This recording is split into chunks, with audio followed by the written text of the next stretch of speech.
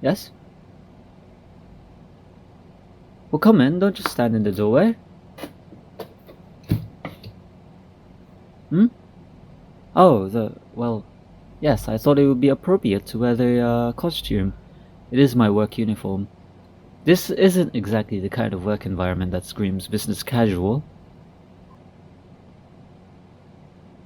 Well, before we talk any further, come in and sit down. You're gonna drive me crazy standing there with your mouth open. And if you could try to keep a professional demeanor, it would make this interview go so much more smoothly for you. That wide-eyed stare is not gonna give me the best impression. That's better. Now, what were you saying? Oh, well, yes, of course, I'm the real Hiseki. Wasn't I who you were expecting? Did they not tell you which supervillain you were applying to work for? Really? You're joking? You didn't? I knew that agency was a joke. I mean, how could any employment agency fail to mention something as important as the job they're lining you up for? Especially if the job is being a minion to a supervillain. Unbelievable. That certainly makes this all interesting. Well, would you like to continue the interview? This might hurt your chances a little bit, seeing as you weren't really planning on breaking into the industry, but it doesn't disqualify you at all.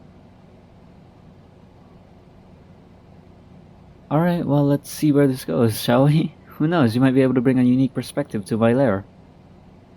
Let's see, some of these questions are probably unnecessary. I'm sure you haven't had any previous experience in villainy, correct? Given how intimidated you look right now, I doubt you've ever been within 100 feet of somebody like me. Ah, here's a good one. What does villainy mean to you? What do you picture a villain as? Mm-hmm. Mm-hmm. Alright. Not the traditional answer, but at least it's honest. I don't trust the people that try to tell me what they think I want to hear. If I hear one more applicant say villains are the real heroes, I'm gonna throw them out of the window. I really will. What about heroes? What do you think of them?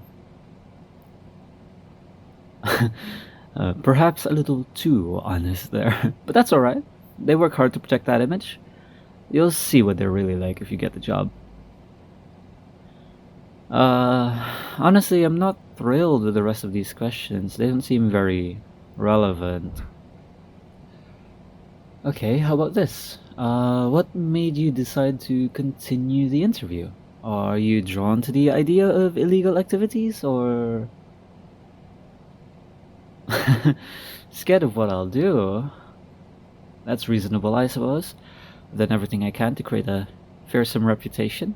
Keeping a healthy fear of villains is a good trait in a minion. Is it only fear that keeps you here, though? Or are you in any way intrigued by the idea of working on the other side of the law? It can be very freeing, you know. Actually, you're more qualified than you probably think. There's a reason I set up this interview. Your resume is unorthodox for a prospective minion, but not bad at all. I could see you doing very well under my employment. Oh, absolutely. It seems you've been jumping between very different kinds of jobs. For many employers, that's a red flag, but it's promising in this context. Being a minion demands a broad skill set and the ability to adapt quickly. Turnover for minions is usually very high, so short tenures of jobs isn't anything unusual in this industry, though I personally try to keep employee retention higher. And these past positions are perfect. As an administrative assistant, you would have learned to manage your employer's affairs and anticipate their needs. Your stint as a warehouse worker shows you're capable of physical labor. Having been in customer service means you're used to dealing with hostile enemies. Not everyone can handle the mental stress of being hounded by police and superheroes, you know? Yes, well, that is the major occupational hazard of being a minion. But it's perhaps not quite as risky as you might think. Minions are actually treated quite leniently by the law, at least in this part of the world. You see, minions are helpful to villains, but they also bring us a lot of risk. A bumbling minion can accidentally reveal the location of a secret hideout, or mess up an otherwise perfect master plan. So the legal system tries to drive unsuccessful criminals to minion work by offering light sentences and rehabilitation programs when they're caught. Oh, of course, there's always the heroes to worry about, but the heroes in the city are usually more of the knockout gas and lasso throwing types, not the beat you unconscious ones, so there isn't much to worry about. Personally, I am a bit picky about who I hire. Big name villains like me can't afford major screw ups. I hire quality minions, and in return, I provide much better benefits. Well, for starters, there's the pay. Given your background, I can start you off in the high five figures. Quite a bit more than what you'd get working for most villains, and with plenty of opportunities for raises. Aside from that, you can get 4 weeks vacation, plus holidays, significant sick leave, hazard pay for dangerous tasks, and a robust health plan. Unfortunately, we can't pair up with any official insurance companies for obvious reasons, but we run our own internal insurance. We have a union as well. I do like to provide for my employees, but I admit that half the reason for all that is just to make rich capitalists squirm. I love watching them try to explain to people how an evil villain can treat their employees better than they can. Oh, and there are a few unconventional perks as well. Earning Employee of the Month entitles you to one free rescue in case of arrest or capture. Those are difficult to pull off, so we can't just bust everyone out all the time. And if you do an especially good job, you can request resources for your own personal crimes, within reason, of course. You'll want to know about what your actual duties will be. You'd start working off exclusively in the lair, performing maintenance on the doomsday devices, organizing stolen goods, that sort of thing. You can get promoted to accompanying me on heists before too long if you show promise. You'll be provided with weapons and combat training in that situation, naturally. Between you and me, there's gonna be an opening for my sidekick before too long. The current one is retiring, and you strike me as a good fit. That's a very lucrative position, and actually quite a bit safer too. You wouldn't be expected to hang back and keep the enemy busy like the others. And you needn't worry about being forced into an ethical conundrum.